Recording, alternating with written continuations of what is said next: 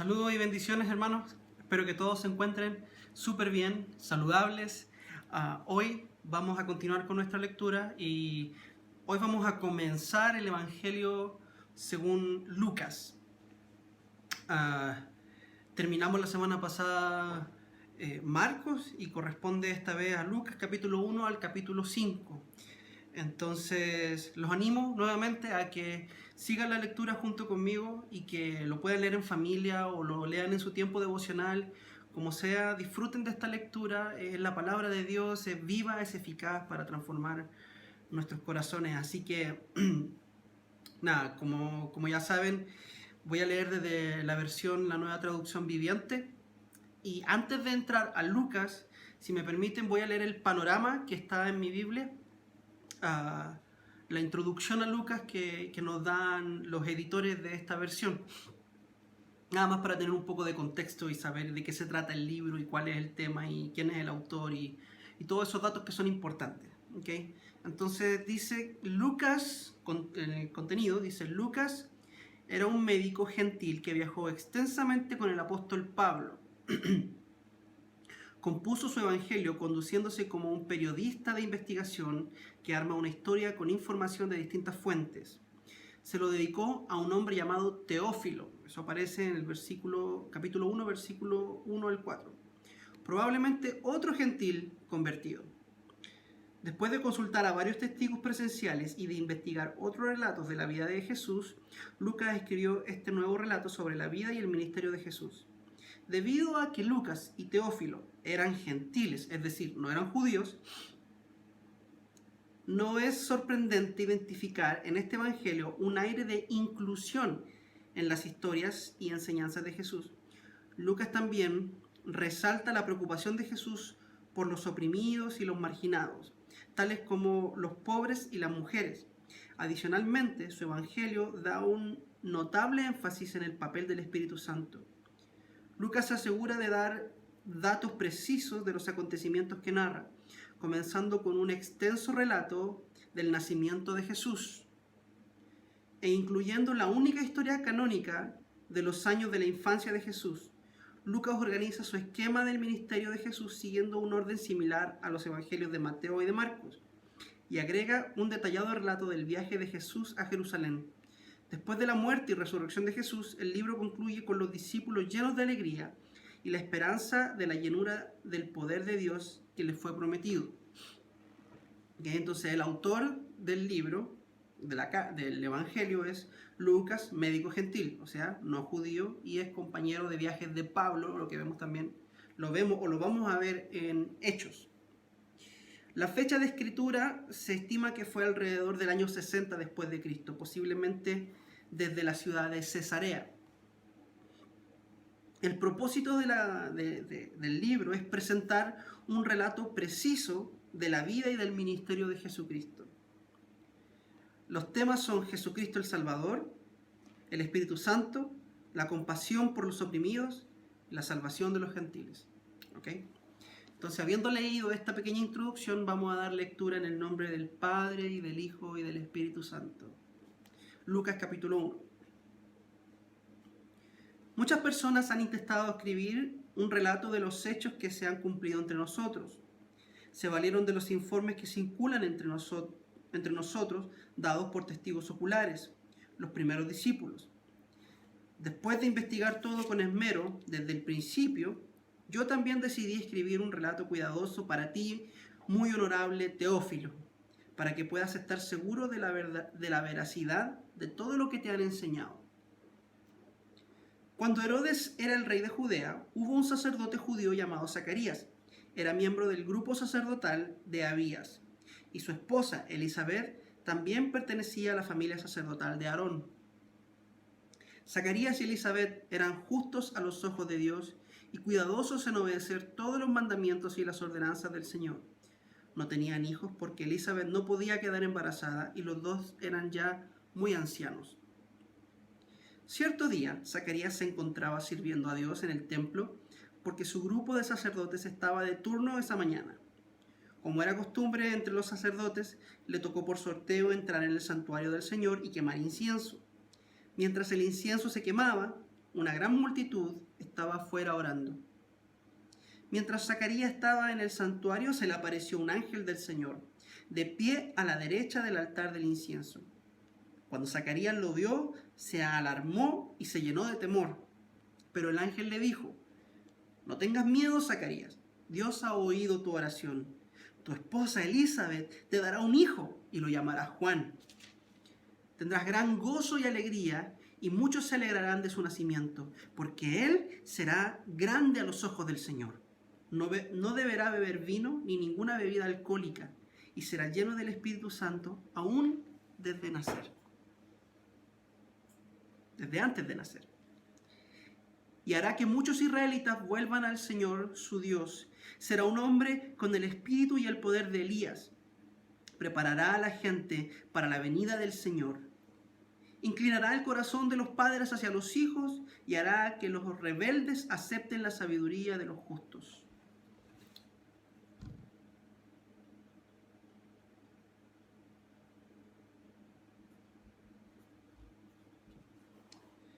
Zacarías le dijo al ángel: ¿cómo puedo estar seguro de que ocurrirá esto? Ya soy muy anciano y mi esposa también es de edad avanzada. Entonces el ángel dijo: yo soy Gabriel, estoy en la presencia misma de Dios. Fue él quien me envió a darte esta buena noticia, pero ahora, como no creíste lo que te dije, te quedarás mudo, sin poder hablar hasta que nazca el niño. Te aseguro que mis palabras se cumplirán a su debido tiempo. Mientras tanto, la gente esperaba a que Zacarías saliera del santuario y se preguntaban por qué tardaba tanto. Cuando por fin salió, no podía hablarles. Entonces, por las señas que hacía y su silencio, se dieron cuenta de que seguramente había tenido una visión en el santuario. Cuando Zacarías terminó su semana de servicio en el templo, regresó a su casa. Poco tiempo después, su esposa Elizabeth quedó embarazada y permaneció recluida en su casa durante 5 meses. ¡Qué bondadoso es el Señor!, exclamó ella. Me ha quitado la vergüenza de no tener hijos. Cuando Elizabeth estaba en su 6º mes de embarazo, Dios envió al ángel Gabriel a Nazaret, una aldea de Galilea, a una virgen llamada María. Ella estaba comprometida para casarse con un hombre llamado José, descendiente del rey David.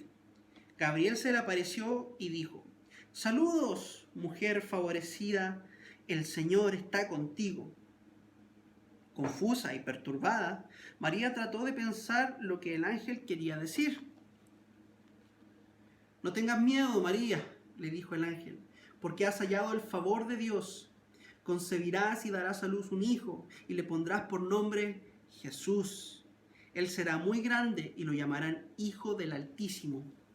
El Señor Dios le dará el trono de su antepasado David y reinará sobre Israel para siempre. Su reino no tendrá fin. ¿Pero cómo podría suceder esto?, le preguntó María al ángel. Soy virgen. El ángel le contestó: el Espíritu Santo vendrá sobre ti y el poder del Altísimo te cubrirá con su sombra. Por lo tanto, el bebé que nacerá será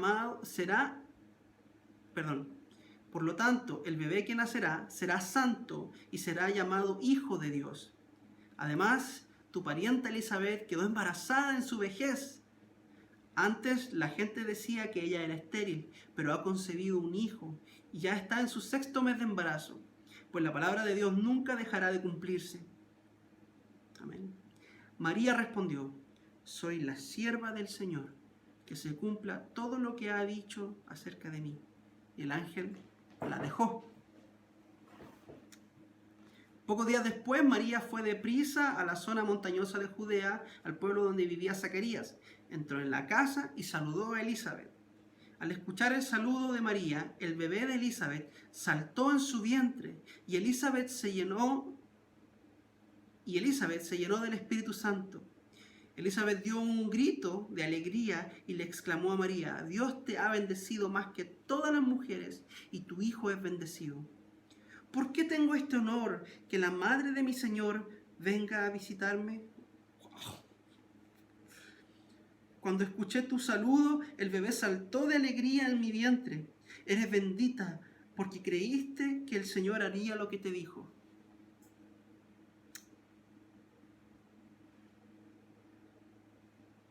María respondió: Oh, cuánto alaba mi alma al Señor, cuánto mi espíritu se alegra en Dios mi Salvador, pues se fijó en su humilde sierva, y de ahora en adelante todas las generaciones me llamarán bendita, pues el poderoso es santo y ha hecho grandes cosas por mí. Él muestra misericordia de generación en generación a todos los que le temen. Su brazo poderoso ha hecho cosas tremendas. Dispersó a los orgullosos y a los altaneros. A príncipes derrocó de sus tronos y exaltó a los humildes. Al hambriento llenó de cosas buenas y a los ricos despidió con las manos vacías. Ayudó a su siervo Israel y no se olvidó de ser misericordioso, pues lo prometió a nuestros antepasados, a Abraham y a sus descendientes para siempre. Y María se quedó con Elizabeth unos 3 meses y luego regresó a su casa. Cuando se cumplió el tiempo para que naciera el bebé, Elizabeth dio a luz un hijo varón. Todos sus vecinos y parientes se alegraron al enterarse de que el Señor había sido tan misericordioso con ella. Cuando el bebé cumplió 8 días, todos se reunieron para la ceremonia de circuncisión. Querían ponerle el nombre de Zacarías, como su padre, pero Elizabeth dijo: No, su nombre es Juan. ¿Cómo?, exclamaron. No hay nadie en tu familia con ese nombre. Entonces le preguntaron por gestos al padre cómo quería que se llamara. Zacarías pidió con señas que le dieran una tablilla para escribir, y para sorpresa de todos escribió: Su nombre es Juan. Al instante Zacarías pudo hablar de nuevo y comenzó a alabar a Dios. Todo el vecindario se llenó de temor reverente, y la noticia de lo que había sucedido corrió por todas las colinas de Judea.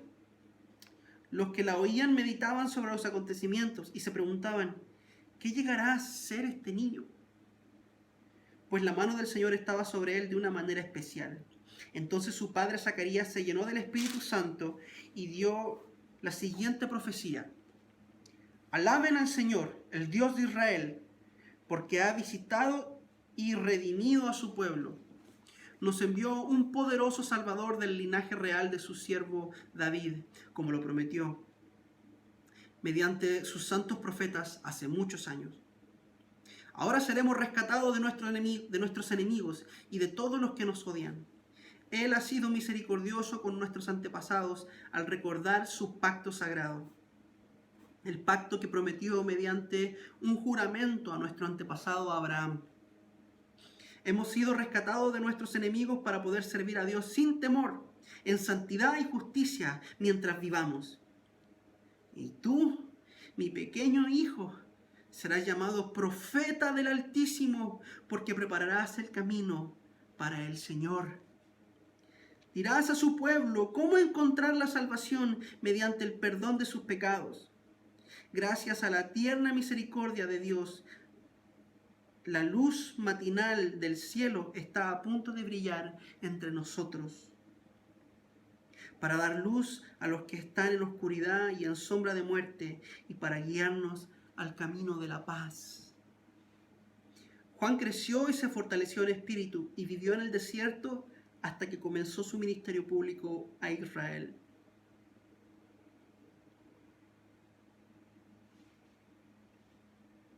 Capítulo 2. En esos días, Augusto, el emperador de Roma, decretó que se hiciera un censo en todo el imperio romano. Este fue el primer censo que se hizo cuando Cirenio era gobernador de Siria. Todos regresaron a los pueblos de sus antepasados a fin de inscribirse para el censo. Como José era descendiente del rey David, tuvo que ir a Belén de Judea, el antiguo hogar de David. Viajó hacia allí desde la aldea de Nazaret de Galilea. Llevó consigo a María, su prometida, cuyo embarazo ya estaba avanzado. Mientras estaban allí, llegó el momento para que naciera el bebé. María dio a luz a su primer hijo, un varón. Lo envolvió en tiras de tela y lo acostó en un pesebre, porque no había alojamiento disponible para ellos. Esa noche había unos pastores en los campos cercanos que estaban cuidando sus rebaños de ovejas. Hermano, si me pongo a llorar aquí en este momento, por favor me disculpo, porque esta parte a mí siempre me hace llorar, los pastores. Esa noche había unos pastores en los campos cercanos que estaban cuidando sus rebaños de ovejas. De repente apareció entre ellos un ángel del Señor, y el resplandor de la gloria del Señor los rodeó. Los pastores estaban aterrados, pero el ángel los tranquilizó. No tengan miedo, dijo. Les traigo buenas noticias que darán gran alegría a toda la gente. El Salvador, sí, el Mesías, el Señor, ha nacido hoy en Belén, la ciudad de David, y lo reconocerán por la siguiente señal. Encontrarán a un niño envuelto en tira de tela, acostado en un pesebre.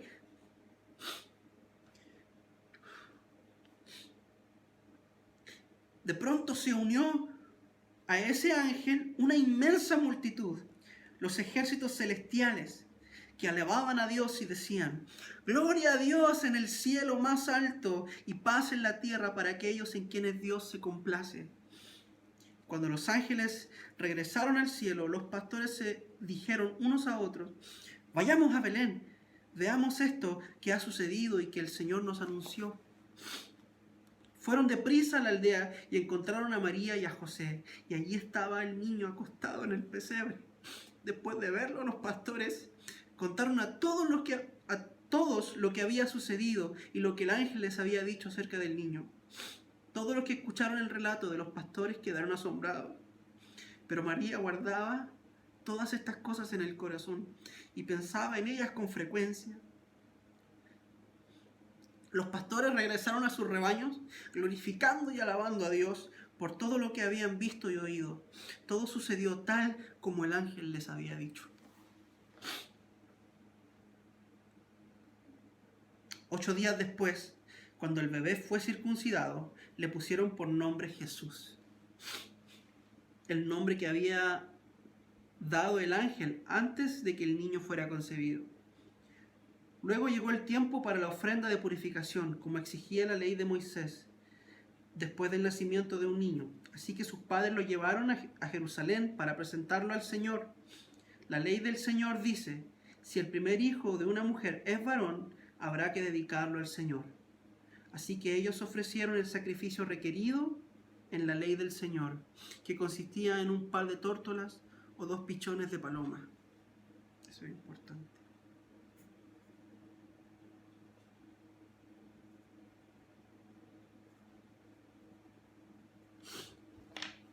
En ese tiempo había en Jerusalén un hombre llamado Simeón. Era justo y devoto y esperaba con anhelo que llegara el Mesías y rescatara a Israel. El Espíritu Santo estaba sobre él y le había revelado que no moriría sin antes ver al Mesías del Señor. Ese día el Espíritu lo guió al templo, de manera que cuando María y José llegaron para presentar al bebé Jesús ante el Señor como exigía la ley, Simeón estaba allí. Tomó al niño en sus brazos y alabó a Dios diciendo: Señor soberano, permite ahora que tu siervo muera en paz. Como prometiste, he visto tu salvación, la que preparaste para toda la gente. Él es una luz para revelar a Dios a las naciones y es la gloria de tu pueblo Israel. Los padres de Jesús estaban asombrados de lo que se decía de él. Entonces Simeón les dio su bendición y le dijo a María, la madre del bebé: este niño está destinado a provocar la caída de muchos en Israel, pero también será la alegría de muchos otros. Fue enviado como una señal de Dios, pero muchos se le opondrán. Y como resultado, saldrán a la luz los pensamientos más profundos de muchos corazones. Y una espada atravesará tu propia alma. 36. En el templo también estaba Ana, una profetisa muy anciana, hija de Fanuel, de la tribu de Aser. Su esposo había muerto cuando solo llevaban 7 años de casados. Después ella vivió como viuda hasta la edad de 84 años. Nunca salía del templo, sino que permanecía allí de día y de noche adorando a Dios en ayuno y oración. Llegó justo en el momento que Simeón hablaba con María y José y comenzó a alabar a Dios. Habló del niño a todos los que esperaban que Dios rescatara a Jerusalén. Una vez que los padres de Jesús cumplieron con todas las exigencias de la ley del Señor, regresaron a su casa en Nazaret de Galilea. Allí el niño crecía sano y fuerte, estaba lleno de sabiduría y el favor de Dios estaba sobre él. Cada año, los padres de Jesús iban a Jerusalén para el festival de la Pascua. Cuando Jesús tenía 12 años, asistieron al festival como siempre. Una vez terminada la celebración, emprendieron el regreso a Nazaret, pero Jesús se quedó en Jerusalén. Al principio sus padres no se dieron cuenta, porque creyeron que estaba entre los otros viajeros, pero cuando se hizo de noche y no aparecía, comenzaron a buscarlo entre sus parientes y amigos. Como no pudieron encontrarlo, regresaron a Jerusalén para buscarlo allí. 3 días después, por fin lo encontraron en el templo, sentado entre los maestros religiosos, escuchándolos y haciéndoles preguntas. Todos los que lo oían quedaban asombrados de su entendimiento y de sus respuestas. Sus padres no sabían qué pensar. Hijo, ¿por qué nos has hecho esto?, le dijo su madre. Tu padre y yo hemos estado desesperados buscándote por todas partes. ¿Pero por qué tuvieron que buscarme?, les preguntó. ¿No sabían que tengo que estar en la casa de mi padre? Pero ellos no entendieron lo que les quiso decir. Luego regresó con sus padres a Nazaret y vivió en obediencia a ellos. Y su madre guardó todas estas cosas en el corazón. Jesús crecía en sabiduría y en estatura y en el favor de Dios y de toda la gente. Capítulo 3. Era el año 15 del reinado de Tiberio, el emperador de Roma. Poncio Pilato era gobernador de Judea. Herodes Antipa gobernaba Galilea. Su hermano Felipe gobernaba Iturea y Traconite. Y Lisanias gobernaba Abilinia. Anás y Caifás eran los sumos sacerdotes. En ese tiempo, un mensaje de Dios llegó a Juan, hijo de Zacarías, que vivía en el desierto. Entonces Juan fue de un lugar a otro, por ambos lados del río Jordán, predicando que la gente debía ser bautizada para demostrar que se había arrepentido de sus pecados y vuelto a Dios para ser perdonada. Isaías había hablado de Juan cuando dijo: es una voz que clama en el desierto, preparen el camino para la venida del Señor, ábranle camino, los valles serán rellenados y las montañas y las colinas allanadas. Las curvas serán enderezadas y los lugares ásperos suavizados, y entonces todas las personas verán la salvación enviada por Dios. Cuando las multitudes acudieron a Juan para que los bautizara, les dijo: camada de víboras, ¿quién les advirtió que huyeran de la ira de Dios que se acerca? Demuestren con su forma de vivir que se han arrepentido de sus pecados y han vuelto a Dios. No se digan simplemente el uno al otro: estamos a salvo porque somos descendientes de Abraham. Eso no significa nada, porque les digo que Dios puede crear hijos de Abraham de estas mismas piedras. Ahora mismo el hacha del juicio de Dios está lista para cortar las raíces de los árboles. Así es, todo árbol que no produzca buenos frutos será cortado y arrojado al fuego. Las multitudes preguntaron: ¿qué debemos hacer? Juan contestó: si tienes 2 camisas, da una a los pobres. Si tienes comida, comparte con los que tienen hambre. Hasta los corruptos recaudadores de impuestos vinieron a bautizarse y preguntaron: Maestro, ¿qué debemos hacer? Él les contestó: no recauden más impuestos de los que el gobierno requiere. ¿Qué debemos hacer nosotros?, preguntaron algunos soldados. Juan les contestó: no extorsionen ni hagan falsas acusaciones y estén satisfechos con su salario. Todos esperaban que el Mesías viniera pronto y tenían muchas ganas de saber si Juan era el Mesías. Juan contestó a sus preguntas diciendo: yo los bautizo con agua, pero pronto viene alguien que es superior a mí, tan superior que ni siquiera soy digno de ser su esclavo y desatarle las correas de sus sandalias. Él los bautizará con el Espíritu Santo y con fuego. Él está listo para separar el trigo de la paja con su rastrillo. Luego limpiará la zona donde se trilla y juntará el trigo en su granero, pero quemará la paja en un fuego interminable. Juan usó muchas advertencias similares al anunciar las buenas noticias al pueblo. También Juan criticó públicamente a Herodes Antipa, el gobernador de Galilea, por haberse casado con Herodías, la esposa de su hermano, y por muchas otras injusticias que había cometido. Así que Herodes metió a Juan en la cárcel, agregando a sus muchos pecados uno más. Cierto día en que las multitudes se bautizaban, Jesús mismo fue bautizado. Mientras él oraba, los cielos se abrieron y el Espíritu Santo, en forma visible, descendió sobre él como una paloma. Y una voz dijo desde el cielo: Tú eres mi Hijo muy amado y me das gran gozo.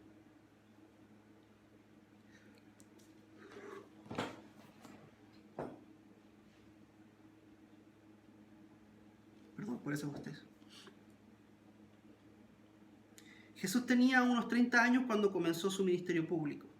Jesús era conocido como el hijo de José. José era hijo de Elí. Elí era hijo de Matat.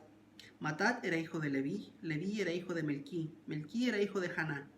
Haná era hijo de José. José era hijo de Matatías. Matatías era hijo de Amós. Amós era hijo de Nahum. Nahum era hijo de Esli. Esli era hijo de Nagaí. Nagaí era hijo de Mat. Mat era hijo de Matatías. Matatías era hijo de Simei. Simei era hijo de Josec.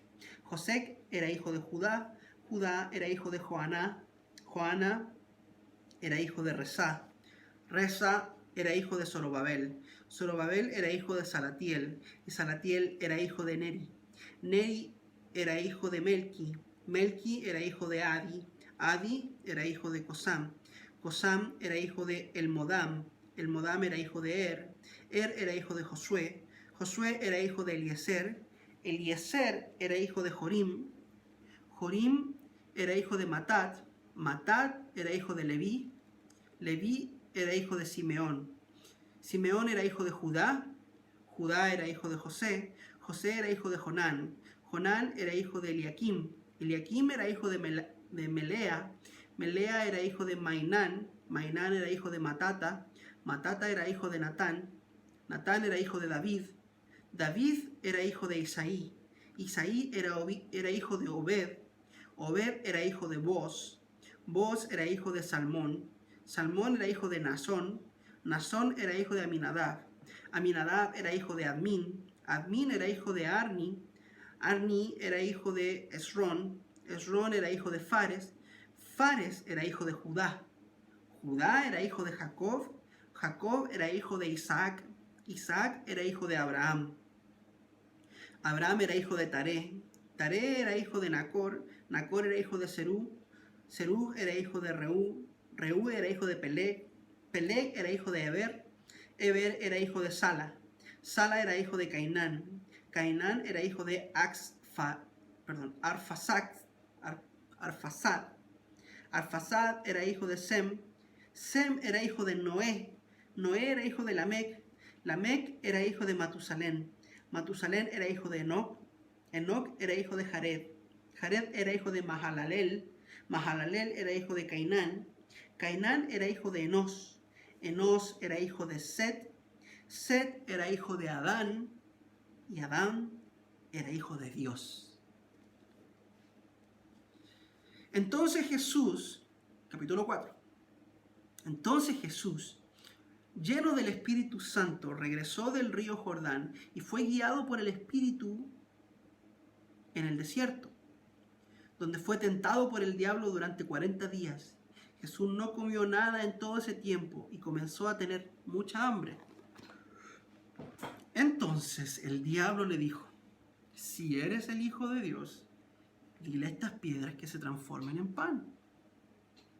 Jesús le dijo: no, las Escrituras dicen, la gente no vive solo de pan. Entonces el diablo lo llevó a una parte y desplegó ante él todos los reinos del mundo en un solo instante. Te daré toda la gloria de estos reinos y autoridad sobre ellos, le dijo el diablo, porque son míos para dárselo a quien yo quiera, y te daré todo esto si me adoras. Jesús le respondió: las Escrituras dicen, adora al Señor tu Dios y sírvele únicamente a Él. Entonces el diablo lo llevó a Jerusalén, al punto más alto del templo y dijo,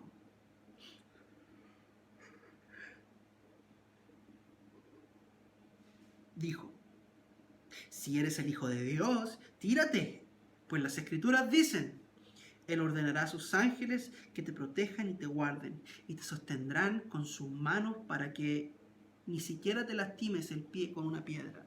Eso es importante también.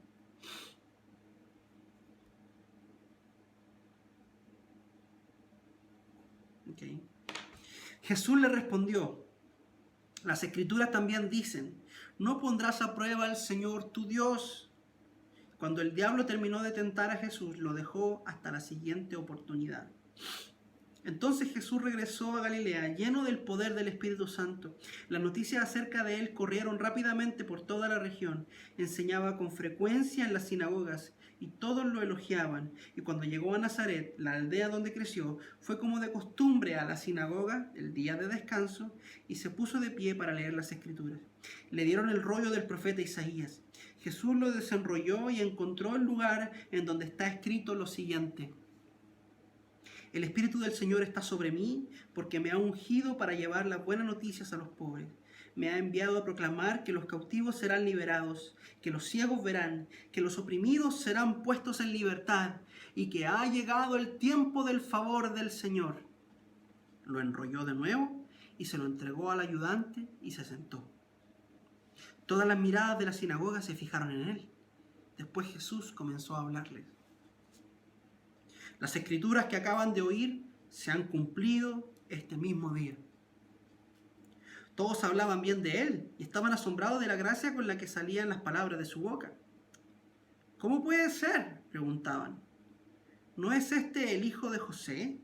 Entonces Jesús les dijo, seguramente ustedes me citarán el proverbio que dice, médico, cúrate a ti mismo, para decirme, haz milagros aquí, en tu propio pueblo, como los que hiciste en Capernaum. Pero les digo la verdad, ningún profeta es aceptado en su propio pueblo. Sin duda había muchas viudas necesitadas en Israel en el tiempo de Elías, cuando los cielos se cerraron por 3 años y medio y un hambre terrible devastó la tierra. Sin embargo, Elías no fue enviado a ninguna de ellas. En cambio, lo enviaron a una extranjera, a una viuda de Sarepta en la tierra de Sidón.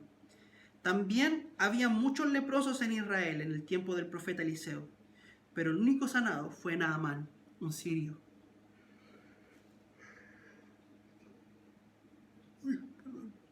Al oír esto, la gente de la sinagoga se puso furiosa. Se levantaron de un salto, lo atacaron y lo llevaron a la fuerza hasta el borde del cerro sobre el cual estaba construida la ciudad. Querían arrojarlo por el precipicio, pero él pasó por en medio de la multitud y siguió su camino. Después Jesús fue a Capernaum, una ciudad de Galilea. Enseñaba en las sinagogas cada día de reposo. Allí también la gente quedó asombrada de su enseñanza porque hablaba con autoridad. Cierta vez que Jesús estaba en la sinagoga, un hombre poseído por un demonio, un espíritu maligno, comenzó a gritarle a Jesús. ¡Vete! ¿Por qué te entrometes con nosotros, Jesús de Nazaret? ¿Has venido a destruirnos? Yo sé quién eres, el Santo de Dios. Cállate, lo interrumpió Jesús y le ordenó, sal de ese hombre. En ese mismo momento, el demonio arrojó al hombre al suelo mientras la multitud miraba. Luego salió de él sin hacerle más daño. La gente asombrada exclamó, ¿qué poder y autoridad tienen las palabras de este hombre? Hasta los espíritus malignos le obedecen y huyen a sus órdenes. Las noticias acerca de Jesús corrieron por cada aldea de toda la región. Después de salir de la sinagoga, ese día, Jesús fue a la casa de Simón, donde encontró a la suegra de Simón, muy enferma y con mucha fiebre. Por favor, sánala, le suplicaron todos. De pie junto a su cama, Jesús reprendió a la fiebre y la fiebre se fue de la mujer. Y ella se levantó de inmediato y les preparó una comida. Esa tarde, al ponerse el sol, la gente de toda la aldea llevó ante Jesús a sus parientes enfermos, cualquiera que fuera la enfermedad. El toque de su mano los sanaba a todos. Muchos estaban poseídos por demonios, los cuales salieron a sus órdenes gritando, «¡Eres el Hijo de Dios!». Pero como ellos sabían que él era el Mesías, los reprendió y no los dejó hablar. Muy temprano, a la mañana siguiente, Jesús salió a un lugar aislado. Las multitudes lo buscaron por todas partes y cuando por fin lo encontraron, le suplicaron que no se fuera. Y él les respondió: debo predicar la buena noticia del Evangelio de Dios también en otras ciudades, porque para eso fui enviado. Así que siguió recorriendo la región, predicando en las sinagogas de toda Judea. Capítulo 5.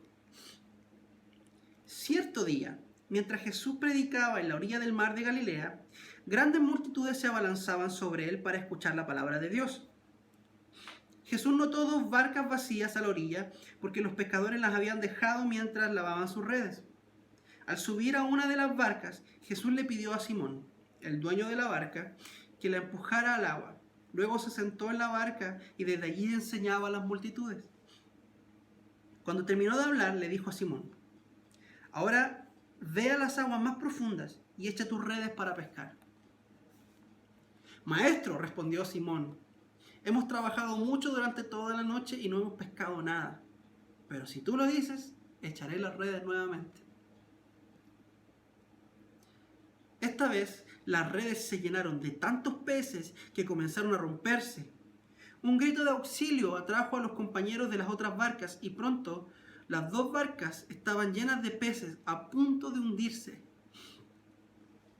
Cuando Simón Pedro se dio cuenta de lo que había sucedido, cayó de rodillas delante de Jesús y le dijo: Señor, por favor, aléjate de mí, soy demasiado pecador para estar cerca de ti. Pues estaba muy asombrado por la cantidad de peces que habían sacado, al igual que los otros que estaban con él. Sus compañeros, Santiago y Juan, hijos de Zebedeo, también estaban asombrados. Jesús respondió a Simón: no tengas miedo, de ahora en adelante pescarás personas. Y en cuanto llegaron a tierra firme, dejaron todo y siguieron a Jesús. En una de las aldeas, Jesús conoció a un hombre que tenía una lepra muy avanzada. Y cuando el hombre vio a Jesús, se inclinó rostro en tierra y le suplicó que lo sanara. Señor, le dijo, si tú quieres, puedes sanarme y dejarme limpio. Jesús extendió la mano y lo tocó. Sí quiero, dijo, queda sano. Al instante, la lepra desapareció. Entonces Jesús le dio instrucciones de que no dijera a nadie lo que había sucedido.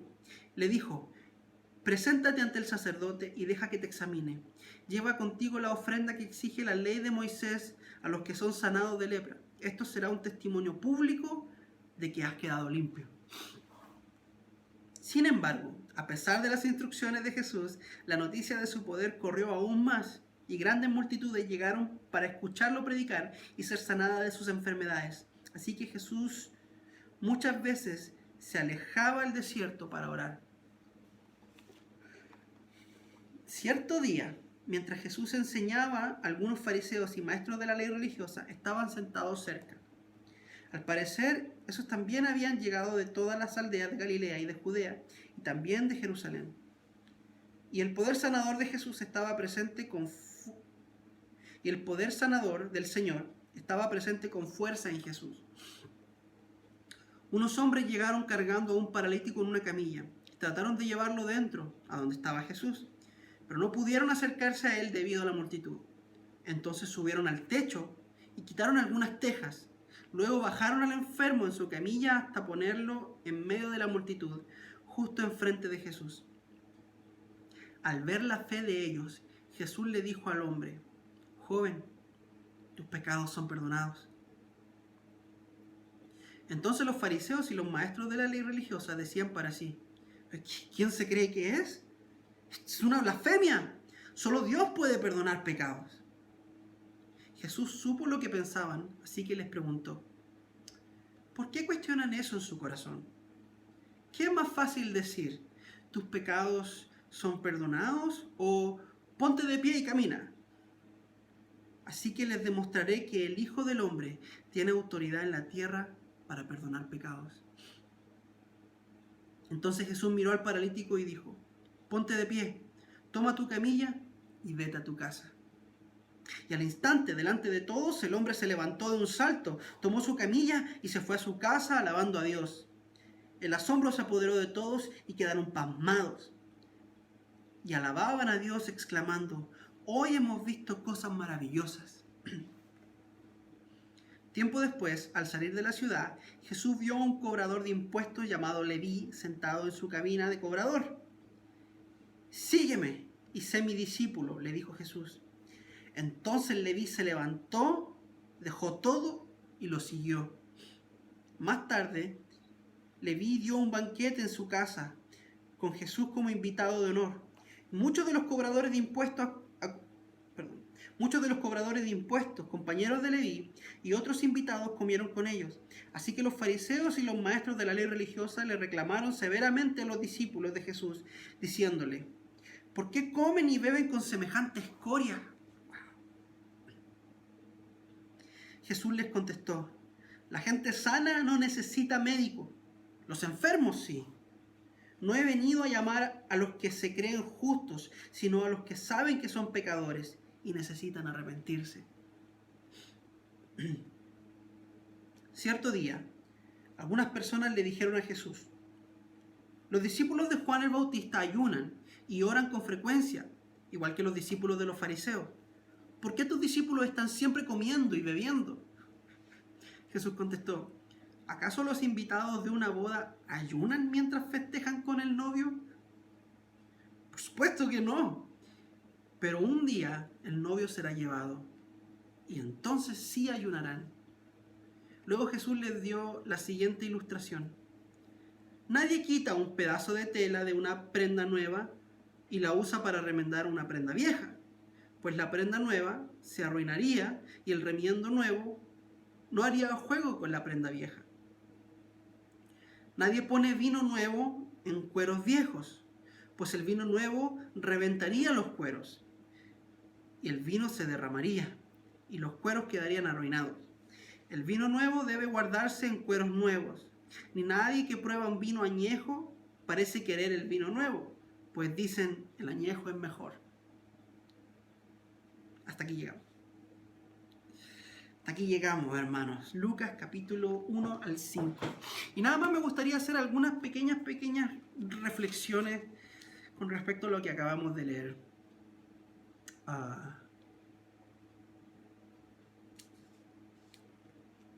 Veamos. Hay una parte en donde, cuando María va a visitar a Elizabeth, están las dos embarazadas, y la Biblia nos dice que el bebé dentro de Elizabeth saltó de gozo. Otras versiones nos dicen que el bebé fue lleno del Espíritu. ¿Por qué saltó de gozo? ¿O por qué saltó? Bueno, porque la labor de Juan el Bautista era reconocer al Mesías, ¿cierto? Era preparar el camino del Mesías. Y ellos eran primos. Pero la revelación de que Jesús era el Mesías vino a Juan de forma espiritual. ¿Ok? Y vean, hermanos, este era el rol de Juan: reconocer al Mesías, y lo reconoció desde que estaba en el vientre. Fue como que el bebé dentro de Elizabeth supiera que en la otra panza, en la panza de María, ahí estaba el Mesías. Entonces era como que estaba gritando desde adentro: ahí en la otra panza, ahí está el Mesías. Y es un relato maravilloso, hermanos, porque nos enseña algo que hoy el mundo nos quiere decir. Nos quieren enseñar de que un bebé en gestación, un feto, un niño en gestación, solamente se convierte en persona una vez que sale del cuerpo de su madre. Y ahí recién puede ser considerado persona y tener derechos. Hermanos, la Biblia nos dice, incluso en el Salmo 139, que Dios con sus ojos miró nuestro embrión. La vida del ser humano comienza cuando se une un espermatozoide con un óvulo, y ahí hay un ser humano. No importa cuán pequeño sea, hermano, la vida comienza en la concepción, y nosotros debemos defender esa verdad, porque hoy el mundo nos quiere enseñar de que está bien acabar con la vida de aquellos que no han nacido. Y eso está mal, es pecado y es un crimen. Nosotros rechazamos el aborto, Y la primera razón por la cual rechazamos el aborto es porque Dios hizo a todo ser humano a su imagen y semejanza. Y la vida humana debe ser defendida, sobre todo aquellos que son más vulnerables, aquellos que están dentro del vientre. El vientre debería ser el lugar más seguro para un ser humano. Y hoy, hermanos, hoy es uno de los lugares más peligrosos para estar. El aborto ha matado más gente que muchas guerras, que la Segunda Guerra Mundial. Es terrible lo que está ocurriendo. Y nosotros no debemos callarnos ante esta realidad. Hoy el aborto todavía no es legal, todavía es ilegal en Costa Rica. Pero lamentablemente yo no tengo mucha fe en la humanidad y creo que en algún momento se va a legalizar. Pero hermanos, necesitamos levantar la voz, necesitamos decir algo. Este mismo video probablemente sea quitado de YouTube después de que ustedes lo vean por yo decir esto. Espero que no, porque tampoco es como que mucha gente lo va a ver, así que no sé. Pero esa es la realidad, debemos defender la vida, hermano. Pero es maravilloso. Ahora les voy a contar por qué me emociona tanto el relato de los pastores, hermano. Los pastores son personas que la sociedad consideraba insignificantes. Ser pastor era un trabajo, mano de obra no calificada, básicamente. Y el Señor los honró a ellos, siendo los primeros en recibir la noticia de que había nacido el Salvador. Los primeros en visitar al bebé de Jesús fueron pastorcitos. Pastores, no pastorcitos, no eran niños, eran señores. Pero eran personas por las cuales la sociedad no daba nada. El Señor vino de una manera tan humilde. Él pudo haber hecho una fiesta, el Señor pudo haberse revelado a los más ricos de la historia, pero no, el Señor se reveló a los más humildes para revelarles esta buena noticia. Y me hace pensar esto, cuando uno tiene buenas noticias para contar, uno va a contárselas a las personas que más ama, a las personas que más respeta, a que más quiere, que son más cercanas. Y el Señor decidió contarle esta noticia de primero a pastores, a gente, como digo, menospreciada socialmente por su trabajo, un trabajo muy importante por lo demás, pero no era un trabajo así como profesional, digamos. Entonces me llena de esperanza porque, hermanos, usted y yo no somos la crème de la crème. No somos lo mejor que tiene este mundo, la verdad. Muchos de nosotros no nos graduamos de la universidad. Yo estudié, pero yo no me gradué de la universidad. Ahora estoy estudiando teología y gloria al Señor por eso, pero no somos las personas más ilustradas, más educadas, más preparadas. Pero el Señor nos ama. El Señor nos ama. Y nos puede usar, y nos quiere usar, y nos va a usar para su gloria. Así que eso. Otra cosa que también quería mencionar es que en el capítulo 2, versículo 24, nos dicen que José y María presentaron el sacrificio que correspondía a su primer hijo varón. ¿Okay? Cuando una familia tenía un hijo varón por primera vez, o sea, el primer hijo varón, él tenía que ser consagrado a Dios, tenía que ser entregado a Dios. Y a cambio de quedarse con el hijo varón, ellos tenían que presentar una ofrenda, porque le correspondía a Dios quedarse con ese hijo. Pero ellos podían rescatar a ese hijo con una ofrenda. Y para cada grupo social o económico había una ofrenda. Si uno era muy rico, podía dar una ofrenda. Y si uno era clase media, podía dar otra ofrenda. Pero si uno era pobre, podía dar otra ofrenda que era más barata, más económica. Y la ofrenda que dan José y María, hermano, era la ofrenda de los más pobres.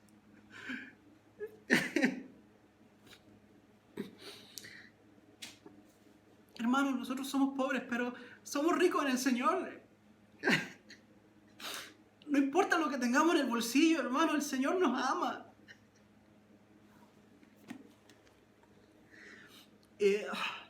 que nunca, hermano, lo que tenemos en los bolsillos sea un impedimento para servir al Señor, porque el Señor nos ama y el Señor es el que pone la plata en el bolsillo, hermano. Así que en este tiempo de virus, de pandemia, confiemos en el Señor, confiemos en Cristo.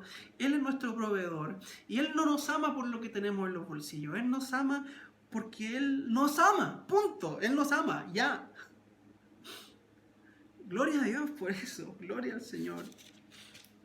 Quería hacer otro alcance más, pero no sé si me va a dar tiempo. Creo que lo podemos dejar hasta acá. Esto es lo último que voy a decir. Cuando Satanás tentó a Jesús, la última tentación que nos relata Lucas, Satanás comenzó diciendo, la Escritura dice, ¿ok? No basta, hermano, usar la Escritura, hay que usarla bien. Satanás quiso usar la Escritura para tentar a Jesús, quiso manipular la Escritura.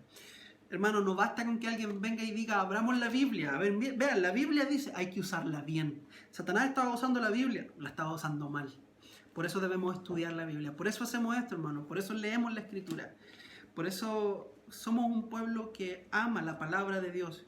Porque no basta con agarrar un versículo fuera de contexto y hacer que el texto diga lo que a mí me da la gana, sino que debemos ser fieles a lo que el autor quiso decir. Entonces, hermanos, los animo a que continuemos en esta lectura, a que amemos la palabra de Dios y que sea atesorada en nuestro corazón como iglesia y como familia. ¿Ok? Entonces voy a cerrar este tiempo en oración. Padre, muchas gracias por esta instancia que tú nos has dado de poder reunirnos a través de internet, por supuesto, pero reunirnos en el Espíritu, Señor. Tú estás en medio de nosotros. Y yo te pido que esta lectura dé fruto, sea como una semilla en nuestro corazón que dé fruto, mucho, mucho fruto.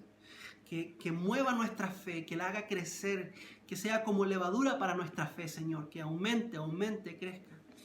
Señor, te agradecemos por las cosas maravillosas que encontramos en tu palabra. Yo te pido que tú bendigas nuestras vidas, bendigas a mis hermanos, Señor, que proveas para todas sus necesidades, Señor. Yo te pido una bendición especial para ellos, Señor.